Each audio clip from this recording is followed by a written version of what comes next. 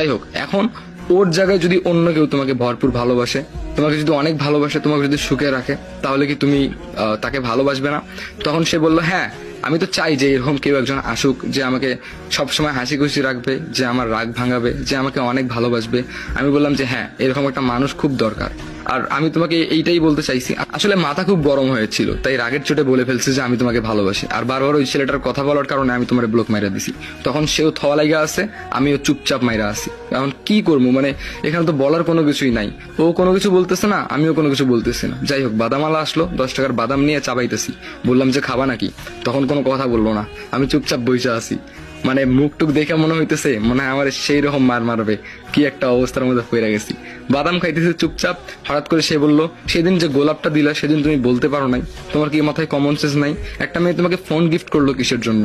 এইটা কি তুমি বুঝতেছো না? তুমি বিরক্ত করা ছেড়ে দিছের জন্য একটা মেয়ে তোমার সঙ্গে জাসি দেখা করছে, দেখা করে বলছে যে তুমি বিরক্ত করতেছ না কেন, খুব মিস করতেছি। এইটা কিসের জন্য বলছি, এটা কি তুমি বুঝো নাই? এতদিন ঘাপটি মেরে বসেছিলা, আর ওর সঙ্গে আমার কোনো রিলেশন ছিল না। আসলে তোমার মুখ থেকে এই কথাটা বের করানোর জন্য আমি এত কাহিনী করছি। আমি বললাম যে ও তাহলে ওই ছেলেটার সঙ্গে তোমার কিচ্ছু ছিল না? তখন বললো যে না, ওটা আমার একটা ফ্রেন্ড। তারপরে সেই ছেলেটাকে ফোন দিয়ে ডাকলো। সেই ছেলেটা এসে বললো, আরে ভাই, ও আমাকে সবকিছু বলছে তোমাদের স্টোরিটা, অন্য কোনো কিছু না। যাই হোক, মাইন্ড করিও না, আসলে আমি একটু অ্যাক্টিং করছি। আমি বললাম যে আচ্ছা আচ্ছা ঠিক আছে, সমস্যা নেই। তারপরে ছেলেটা চলে গেল। এরপর আমি বললাম যে ও তলে তলে এত কিছু, আসলে আমি একটু সহজ সরল তো, তাই আর কি, মানে এত কিছু বুঝি না। তখন সে বললো তলে তলে যে পাকনা, এটা কিন্তু আমিও বুঝে গেছি। যাই হোক, তারপর আমি বললাম যে আই লাভ ইউ। তারপর সে বললো যে লাভ ইউ টু। তারপরে কি হলো জানেন?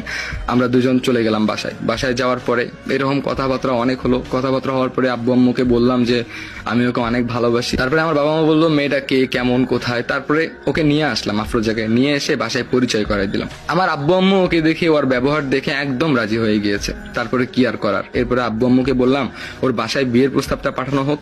তারপরে যখনই ওর বাসায় বিয়ের প্রস্তাব নিয়ে গেল, ঠিক তখনই ওর বাবা বলল, না, আমি আমার মেয়েকে এখনই বিয়ে দিব না।